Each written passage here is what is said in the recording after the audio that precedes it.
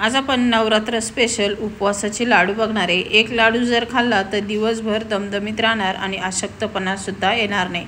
तर बघा इथे एक वाटी म्हणजे पाव किलो शेंगदाणे भाजून आणि त्याची साल काढून मिक्सरला बारीक करून घ्यायचा।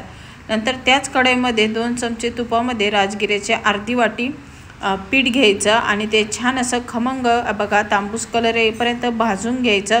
छान असा वास सुटेल त्यानंतर शेंगदाण्याचा कूट आपल्याला मिल्क पावडर घालून मस्त भाजायचं। त्यानंतर काजू बदामाचे काप सुद्धा घालायचे आणि हे छान मस्त भाजून घ्यायचं। याचा मस्त असा खमंग वास येतो। नंतर आपल्याला इथे कापलेला किंवा किसलेला गूळ 1 वाटी घालायचा आहे आणि छान असं मिक्स करून घ्यायचे।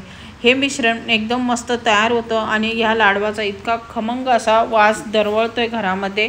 तसेच खायला पण अप्रतिम लागतात आणि झटपट पण होतात। तर नवरात्रीमध्ये नक्की ट्राय करून बघा। व्हिडिओ आवडला असेल तर लाईक आणि सबस्क्राईब करायला मात्र विसरू नका।